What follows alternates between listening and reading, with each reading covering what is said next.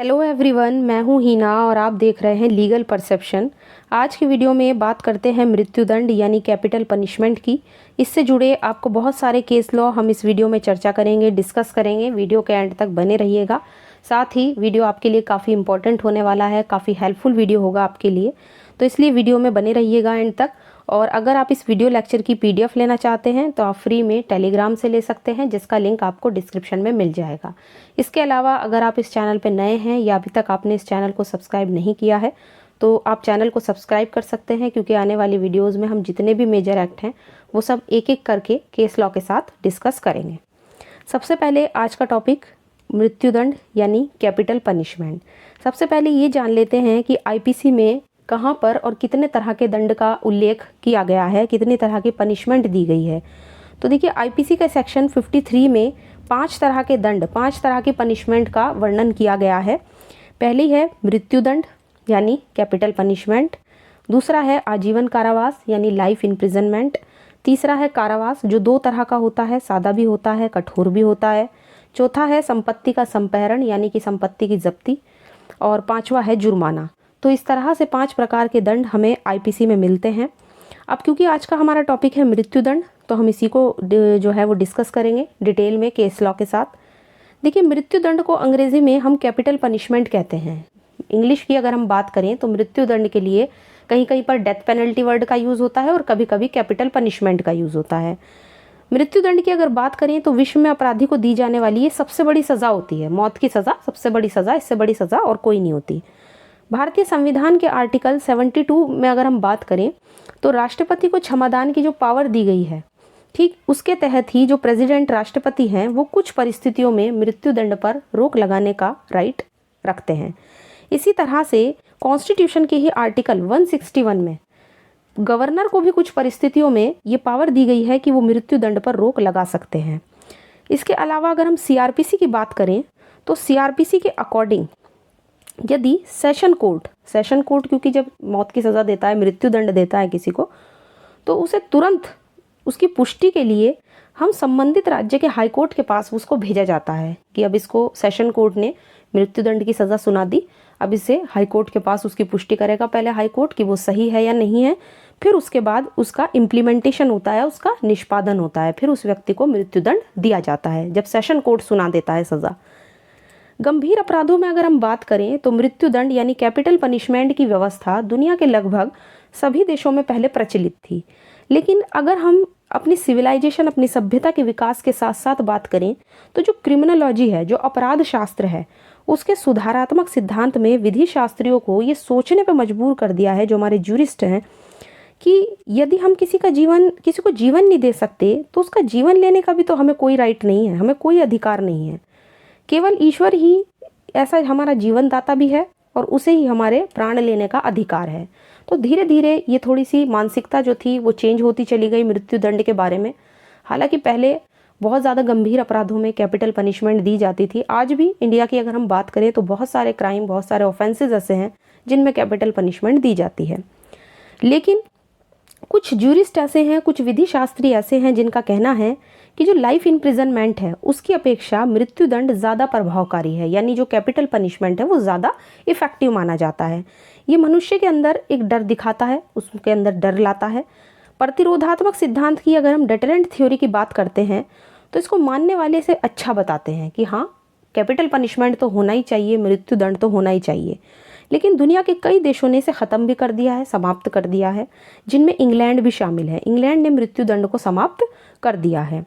अब मृत्युदंड का प्रोसीजर कैसे होता है, पहले थोड़ा सा ये भी जान लेते हैं। देखिए, सबसे पहले जब कोई व्यक्ति एक गंभीर अपराध करता है, यानी कि एक बहुत ही सीरियस क्राइम किसी ने कमिट किया, फॉर एग्जाम्पल किसी ने किसी व्यक्ति का मर्डर कर दिया, तो मर्डर एक सीरियस क्राइम है, तो मृत्युदंड के लिए सबसे पहले एक सीरियस क्राइम का होना ज़रूरी है। उसके बाद पुलिस मामले में जाँच करती है। जाँच के बाद आरोपी को गिरफ्तार किया जाता है। गिरफ्तारी के बाद उस पर सेशन कोर्ट में मुकदमा चलाया जाता है, जो सेशन कोर्ट होता है ना, सत्र न्यायालय जिसे हिंदी में हम बोलते हैं। इसके बाद दोषी व्यक्ति द्वारा उच्च न्यायालय में अपील की जाती है सेशन कोर्ट के जजमेंट के खिलाफ। हाई कोर्ट अगर उस अपील को खारिज कर देता है तो सुप्रीम कोर्ट में अपील की जाती है, क्योंकि सुप्रीम कोर्ट से हाई कोर्ट से बड़ा सुप्रीम कोर्ट। यदि सुप्रीम कोर्ट भी उसकी अपील खारिज कर दे तो फिर लास्ट में नंबर आता है प्रेसिडेंट का, जो आर्टिकल 72 में अपनी पावर का यूज़ करते हुए, जिसे हम मर्सी पिटिशन भी कहते हैं, उसमें क्षमा की याचना करता है। कौन? वो व्यक्ति जिसने अपील डाली है, तो वो अपनी लिए क्षमा की याचना करता है। और जो प्रेसिडेंट के द्वारा भी याचिका को खारिज कर दिया जाए, तब लास्ट में फाइनली कैपिटल पनिशमेंट का निष्पादन किया जाता है, मतलब उस व्यक्ति को कैपिटल पनिशमेंट या मृत्युदंड दिया जाता है। तो ये पूरा लंबा प्रोसीजर है मृत्यु का। अब मृत्युदंड को ख़त्म करने के पक्ष में क्या क्या तर्क दिए जाते हैं कि क्यों इसको ख़त्म करना चाहिए सोसाइटी में, तो किन आधारों पर, कौन से वे बेसिस हैं जिस पर कैपिटल पनिशमेंट को ख़त्म करने की तरफ कहा जाता है और इसका विरोध किया जाता है। तो सबसे पहला पॉइंट आता है, अगर इसे ख़त्म करने के बारे की बात करें तो देखिए मृत्युदंड के बहुत सारे तरीके हैं, है ना, अलग अलग तरीके हैं कैपिटल पनिशमेंट देने के। उनमें से अगर देखा जाए तो कुछ लोग ये कहते हैं कि इसको ख़त्म इसलिए होना चाहिए कि इसके जितने भी तरीके हैं उनमें से कोई भी ऐसा तरीका नहीं है जो दर्द से या यातना से पूरी तरह से मुक्त हो। यानी जब किसी को कैपिटल पनिशमेंट मिलता है, मृत्युदंड मिलता है, तो उस व्यक्ति को उसमें दर्द भी है और यातना है। कोई सा भी तरीका आप इसका ले लीजिए, एक तर्क तो ये दिया जाता है।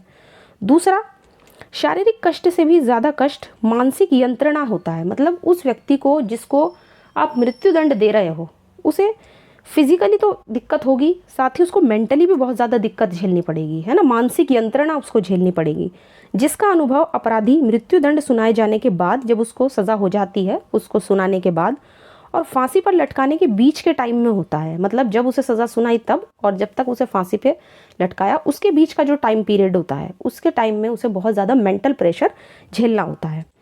तीसरा पॉइंट है कि अपराधी के परिवार के सदस्यों के द्वारा उत्पीड़न का अनुभव बहुत ही भयकारी हो, मतलब उसके परिवार वाले भी बहुत ज़्यादा मेंटल प्रेशर झेलते हैं जिस फैमिली के किसी व्यक्ति को मृत्युदंड की सज़ा मिलती है। उनके मस्तिष्क पे ऐसा प्रभाव पड़ता है जो कभी भी नहीं मिटता है। चौथा, यूरोप और अमेरिका के कई देशों में मृत्युदंड को समाप्त कर दिया है। तो यहाँ पे कुछ लोग ऐसे हैं कि बड़े बड़े देशों का हवाला देते हैं, कहते हैं कि जब यूरोप और अमेरिका जैसे बड़े देशों ने मृत्युदंड को ख़त्म कर दिया है, जो इस बात का प्रमाण है कि अपराध को अमानवीय दंड दिए बिना भी कंट्रोल किया जा सकता है। नेक्स्ट पॉइंट है, मृत्युदंड ऐसे अपराधियों पर जो मनोवैज्ञानिक दबाव या आवेश में आके मान लीजिए अपराध कर देते हैं, या तो वो मेंटली प्रेशर के अंदर होकर अपना कोई क्राइम कर देते हैं, या आवेश में आकर अचानक से गुस्से में आकर कोई क्राइम कमिट कर दिया बड़ा वाला, या जो पागल होते हैं या जो हैबिचुअल ऑफेंडर्स होते हैं, पेशेवर अपराधी जिनको कहा जाता है, अगर ऐसे लोगों को आप मृत्युदंड दोगे सबको एक जैसा, तो उन पर तो एक सा ही प्रभाव नहीं डालेगा ना, है ना, वो तो गलत हो जाएगा। इसी तरह से एक और पॉइंट ये दिया जाता है कि हमारी वर्तमान जो पुलिस है या गुप्तचर विभाग है हमारा, या जो हमारा लीगल, जो हमारा जुडिशियल सिस्टम है, वो ऐसा है कि हत्या के जो मामले होते हैं उनमें से आधे से ज़्यादा अपराधी पकड़े नहीं जाते, और जो पकड़े भी जाते हैं वो जिनका ट्रायल भी होता है बड़ी आसानी से, काफ़ी बड़ी संख्या में वो छूट जाते हैं। तो उनमें से कुछ पर तो मृत्युदंड बिल्कुल ही इफ़ेक्ट नहीं डालता है, बिल्कुल ऐसे मामलों में जो मृत्युदंड है वो प्रभावहीन है। इसके बाद एक और जो तर्क दिया जाता है वो ये है इसको ख़त्म करने के बारे में, कि कुछ लोगों का सुझाव ये है कि अगर हम मृत्युदंड का अपराध निवारक के रूप में प्रभावकारी बनाना चाहते हैं तो मृत्युदंड को बड़े क्रूर तरीके से हमें जनता के सामने देना चाहिए। कुछ लोग ये तर्क देते हैं कि अगर आप किसी को कैपिटल पनिशमेंट दे भी रहे हैं, मृत्युदंड दे भी रहे हैं, तो उसे जनता के सामने दीजिए ना। लेकिन इतिहास भी इस बात का गवाह रहा है कि ऐसा करना कभी भी इफेक्टिव या प्रभावकारी नहीं रहा है। अब इससे रिलेटेड सबसे पहला केस आता है attorney general of India versus Lakshmi Devi 1986। इस मामले में सुप्रीम कोर्ट ने कहा कि जनता के सामने फांसी, क्योंकि देखिए इस पॉइंट में जनता के सामने फांसी की बात हो रही है, तो कोर्ट ने कहा कि जनता के सामने अगर फांसी किसी को दी जाती है, पब्लिकली हम किसी को फांसी लगाते हैं, सार्वजनिक रूप से किसी को लटकाते हैं फांसी पे, तो कॉन्स्टिट्यूशन के आर्टिकल 21 का ये खुला वायलेशन है, खुला उल्लंघन है, भले ही किसी भी जेल के मैनुअल में इस तरह की फांसी का प्रावधान क्यों ना हो। तो इससे कोई मतलब नहीं होता कि जेल मैनुअल में है ऐसा या नहीं है, लेकिन अगर आप किसी को पब्लिकली फांसी लगाते हो तो वो आर्टिकल 21 का उल्लंघन होगा, इसको उल्लंघन माना गया है। कोर्ट ने ये कहा, सुप्रीम कोर्ट ने साफ कह दिया लक्ष्मी देवी वाले केस में। काफ़ी इंपॉर्टेंट केस है कैपिटल पनिशमेंट के लिहाज से। इसके बाद नेक्स्ट इंपॉर्टेंट केस आता है दीना वर्सेस उत्तर प्रदेश राज्य। ये भी लक्ष्मी वाले केस की तरह काफ़ी इंपॉर्टेंट है।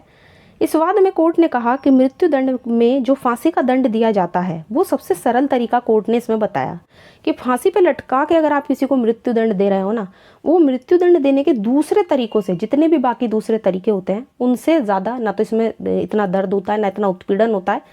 सबसे सरल तरीका कोर्ट ने यहाँ पे फांसी पे लटकाने का बताया है मृत्यु दंड में। तो फांसी का अगर किसी को दंड देना है तो वो सबसे सरल तरीका है मृत्यु दंड के तरीकों में। अब मृत्यु दंड के विपक्ष के तर्क तो हमने देख लिए, अब हम कुछ ऐसे तर्क देख लेते हैं जो ये कहते हैं कि हाँ, समाज में कैपिटल पनिशमेंट का होना ज़रूरी है, और क्यों ज़रूरी है वही सारे पॉइंट हम यहाँ पे जानेंगे। सबसे पहले, मृत्यु दंड देने से जनता में डर व्याप्त हो जाएगा, है ना। जब हम किसी को कैपिटल पनिशमेंट देते हैं किसी बड़े क्राइम के लिए, किसी गंभीर अपराध के लिए, तो जनता में डर व्याप्त हो जाता है। दोबारा से ऐसे अपराध को जनता जो है या उनमें से कोई भी पर्सन है वो करने की नहीं सोचता। तो सबसे पहला तो ये फ़ायदा है। दूसरा, ऐसा व्यक्ति जो सुधर नहीं सकता उसके लिए मृत्यु दंड ही सबसे बेहतर माना गया है, जिसमें कोई बदलाव ही नहीं हो सकता। तीसरा, अपराधी जो कारागार में रखकर जिसका पालन पोषण सरकार को करना पड़ता है, उसकी अपेक्षा तो उसे मृत्यु दंड देना ही सबसे ज़्यादा सरल माना गया है। और चौथा, समाज में अपराधियों की संख्या में कमी हो जाती है। मृत्यु दंड से उसका जीवन खत्म हो जाएगा, वो आगे कोई क्राइम नहीं करेगा, ना कोई आशा रहेगी, ना कोई पॉसिबिलिटी रहेगी। तो अपराधियों की संख्या में कमी होने से समाज में अपराध भी कम होंगे और अपराधी भी कम होंगे। अब बात कर लेते हैं इंडिया में मृत्यु दंड की व्यवस्था की। सबसे पहले, इंडिया में मृत्यु दंड कहाँ कहाँ पे, मतलब कौन कौन से सेक्शन में आईपीसी के प्रावधान किया गया है ये जानेंगे। तो कुछ ऐसे बहुत सारे सेक्शंस हैं आईपीसी में जिसमें मृत्यु दंड यानी कैपिटल पनिशमेंट का दंड जो है वो निर्धारित किया गया है अपराधों के लिए। जैसे धारा 121, 132, 194, 302, 303, 305, 307, 364 ए, 376 ए, 396। इसके अलावा अगर ये तो थे सेक्शंस की बात कि आईपीसी में कहाँ कहाँ मृत्यु दंड से संबंधित सेक्शंस दिए गए हैं। अगर हम बात करें 1955 की, तो 1955 से पहले नियम ये था कि मृत्यु दंड अगर दिया जाएगा किसी व्यक्ति को तो मतलब मृत्यु दंड दिया जाए, चलिए ठीक है दे दिया जाए, लेकिन 1955 के बाद थोड़ा सा मृत्यु दंड को कम कर दिया गया। साल 1962 में मृत्यु दंड को ख़त्म करने के लिए लॉ कमीशन को ये मामला सौंपा गया कि क्या इसे ख़त्म करना चाहिए या नहीं। लॉ कमीशन ने अपनी 35वीं रिपोर्ट में मृत्यु दंड को ख़त्म करने के पक्ष में एक रिपोर्ट दी। अपनी रिपोर्ट प्रस्तुत करता है लॉ कमीशन। रिपोर्ट में उन्होंने कहा कि भारत में व्याप्त परिस्थितियों और जीवन स्तर, नैतिकता और शिक्षा के स्तर, जनसंख्या को देखते हुए मृत्यु दंड को ख़त्म करने का हम जोखिम नहीं उठा सकते। मतलब इंडिया इतना बड़ा कंट्री है, इतनी ज़्यादा यहाँ पे पॉपुलेशन है, यहाँ का लाइफ स्टाइल कैसा है, यहाँ में मॉरलिटी, इन सब चीज़ों को देखते हुए और एजुकेशन लेवल को देखते हुए, इन सब चीज़ों को देखते हुए लॉ कमीशन ने कहा कि हम इंडिया में मृत्यु दंड को पूरी तरह से ख़त्म करने का जोखिम नहीं उठा सकते कि इसको बिल्कुल ही ख़त्म कर दो किसी भी अपराध के लिए। अभी तो इतने सारे सेक्शंस में कैपिटल पनिशमेंट मिलता है जो हमने ऊपर देखे अभी आईपीसी में। सीआरपीसी का जो सेक्शन है 354 उसका खंड 3, उसमें कहा गया है कि मृत्यु दंड देते समय हमें विशेष कारण लिखने ज़रूरी हैं। हाँ, अगर किसी को कैपिटल पनिशमेंट मिलता है आज भी इंडिया में, तो जो मजिस्ट्रेट है या जो भी जज है जो भी कैपिटल पनिशमेंट देते हैं उनको 354 खंड 3 के अकॉर्डिंग, सीआरपीसी के अकॉर्डिंग मृत्यु दंड देते समय जज को विशेष कारण लिखने पड़ते हैं कि किन कारणों से उस सामने वाले पर्सन को, आपने अभियुक्त को, एक्यूज को, अपराधी को मृत्यु दंड दिया है। इसी तरह से एक और इम्पॉर्टेंट केस बचन सिंह बनाम पंजाब राज्य, इस वाद में कोर्ट ने कहा कि हर मामले में तो देखिए जो है वो मृत्यु दंड नहीं हो सकता, लेकिन मृत्यु दंड के जो है वो ऐसे मामलों में देना चाहिए जो विरल से विरलतम हो, यानी रेयर टू रेयरेस्ट जो केसेस होते हैं उनमें अपराधी को मृत्यु दंड ज़रूर मिलना चाहिए। कोर्ट ने इस केस में कहा। काफ़ी लैंडमार्क जजमेंट माना जाता है बचन सिंह का मामला। कैपिटल पनिशमेंट का जब भी टॉपिक आता है यहाँ में लिखना होता है। इसके बाद देखिए मृत्यु दंड को समाप्त करने के विषय में भी सुप्रीम कोर्ट ने कई जजमेंट्स दिए हैं, जिनमें जो जस्टिस कृष्ण अय्यर जी थे उन्होंने जजमेंट दिए हैं। उन्हीं जजमेंट्स को अब हम देखेंगे। सबसे पहला केस आता है जगमोहन सिंह वर्सेस उत्तर प्रदेश राज्य, 1973 का केस है। सुप्रीम कोर्ट ने कहा कि मृत्यु दंड मौलिक स्वतंत्रता पर प्रतिबंध है। यहाँ पे तो कोर्ट ने इस केस में मौलिक स्वतंत्रता पर प्रतिबंध बताया है मृत्यु दंड को, और कहा है कि जीवित रहने का अधिकार संविधान में दिया गया है और ये उसका उल्लंघन है। तो जीवित रहने के अधिकार का उल्लंघन बताया गया है जगमोहन के केस में मृत्यु दंड को। इसके बाद कैपिटल पनिशमेंट पर ही बात करते हुए जस्टिस कृष्ण अय्यर जी ने एक इम्पॉर्टेंट केस में और अपनी राय व्यक्त की है। रामेश्वर वर्सेस उत्तर प्रदेश राज्य 1973 का केस है ये। इसमें जस्टिस कृष्ण अय्यर जी कहते हैं कि मृत्युदंड को ख़त्म करने के लिए उन्होंने कुछ विचार पेश किए हैं। उन्होंने कहा है कि क्योंकि हर महात्मा का एक अतीत होता है और हर पापी का एक भविष्य होता है, इसलिए आपराधिक कार्यों से युक्त व्यक्ति को समाप्त मत करो, बल्कि उस प्रक्रिया को ही दूर कर दो, उस प्रोसीजर को ही ख़त्म कर दो जिससे वो आपराधिक कार्य करता है। तो एक तरीके से यहाँ पे उन्होंने बात तो की है मृत्युदंड की, लेकिन वो ये कहना चाह रहे हैं कि जो व्यक्ति आपराधिक कार्य करता है उस प्रक्रिया से हमें घृणा करनी चाहिए, उसको दूर करना चाहिए जिसमें वो आपराधिक कार्य करता है, बल्कि आपराधिक कार्यों से जो युक्त व्यक्ति है उसको ख़त्म नहीं करना चाहिए। इसके बाद राजेंद्र प्रसाद वर्सेस उत्तर प्रदेश राज्य का ही एक और केस 1979 का। इस मामले में मृत्युदंड को समाप्त करने के लिए कुछ तर्क दिए गए थे। अपराधी को लाइफ इम्प्रिजनमेंट यहाँ पे दिया गया था। इस केस में उसे आजीवन कारावास दिया गया था। बाहर आते ही उस गवाह को मार दिया गया जिसने उस मामले में गवाही दी थी। जस्टिस कृष्ण अय्यर जी ने कहा कि इस मामले में जेलें ही असफल हो गई हैं हमारी, कि इतने दिन वो कैदी को अपने पास रखने के बाद भी उसे सुधार नहीं पाई और वापस जाकर वो फिर से वही क्राइम कमिट कर रहा है। तो एक तरीके से यहाँ पे उन्होंने एक अफसोस जताया है कि ये जो असफलता है ये हमारी जेल, हमारे कारागार व्यवस्था की है, हमारे प्रिजन सिस्टम की है, कि इतने दिन वो एक कैदी को अपने पास, एक अपराधी को अपने पास रखा है उन्होंने कैदी बनाकर, फिर भी वो उसमें सुधार नहीं कर पाई और वापस जाकर वो सोसाइटी में फिर वही क्राइम कमिट कर रहा है। अब एक बहुत ही मोस्ट इम्पॉर्टेंट केस जिसमें कुछ पॉइंट्स बताए थे कि कब मृत्युदंड देना चाहिए, माछी सिंह वर्सेस पंजाब राज्य 1973 का केस है। इस मामले में सुप्रीम कोर्ट ने कुछ मामले बताए हैं, कुछ परिस्थितियां बताई हैं जिसमें मृत्युदंड देना सही ठहराया गया है।